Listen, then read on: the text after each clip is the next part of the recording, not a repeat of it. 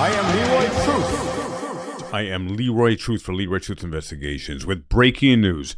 And I haven't found any videos from mainstream media on this. And this is egregious. The state was hit with a $12 million judgment after a rookie New Jersey state trooper arrested a stroke victim. He mistook her for, it's got to be a DUI. This will make your blood boil. Now, I have numerous police officers who I have connected with over the last year with my work in Union City, Hudson County Sheriff, and they do the right thing. They would have used their heads here. They would have given her medical attention. Read this with me. This is nuts. Now, there are no videos on mainstream media for me to share with you, so I'm going to share mine right here, one of the first ones on here.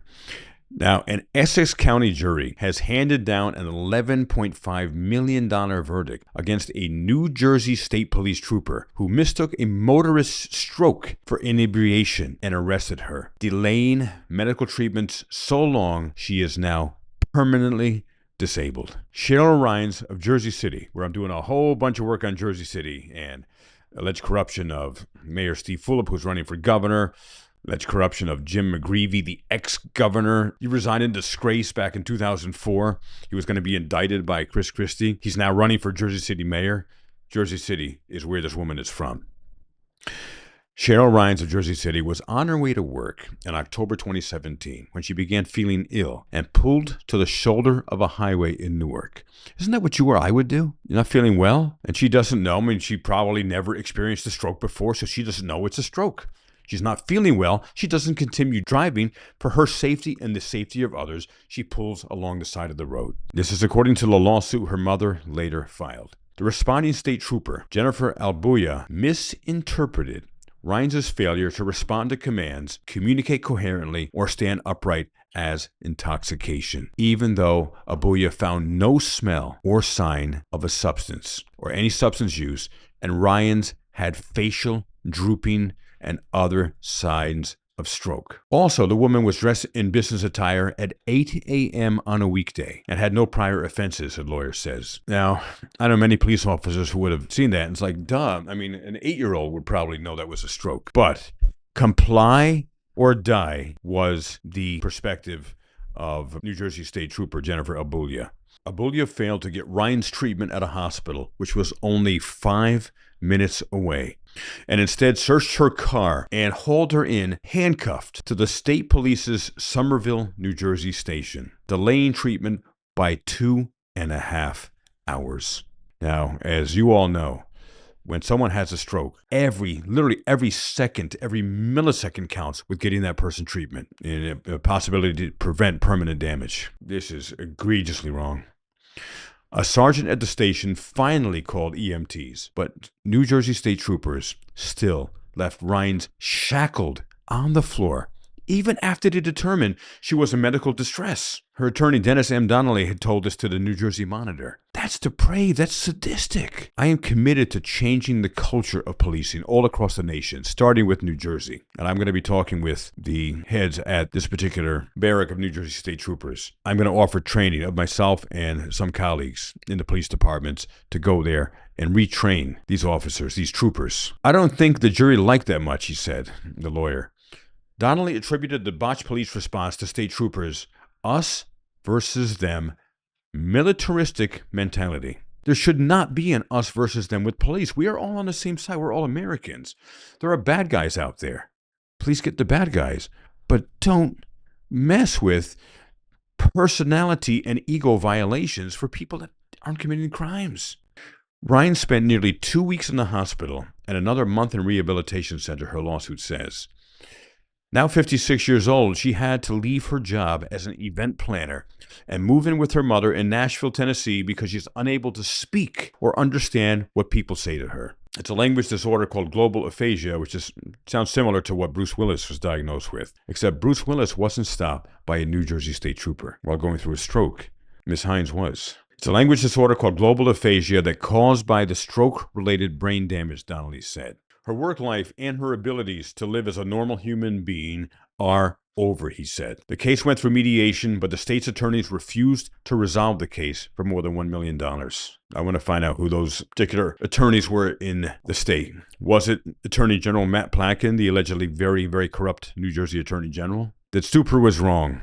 The woman did nothing wrong. She needs whatever money humanly possible so she can at least get the care she needs, even though her life is profoundly altered. Now, juries decided the case January 29th after a nearly month-long trial. I don't know, why would it take that long? And also, where's the body cam footage? I haven't seen any. And I'm going to be doing an Oprah request on the body cam footage as well on this. And they made a much higher initial finding of $19.1 million to cover Rines' future medical care, emotional distress, pain and suffering, and loss of income. But they blamed 60% of Rines' disabilities on the delayed treatment and 40% on the stroke itself, which the trooper didn't cause. She didn't cause the stroke, but possibly Ms. Hines could have had a 100% recuperation. There was almost no chance with at least 2.5 hours of delayed treatment. And this was according, they were following Superior Court Judge Thomas Vina's guidance.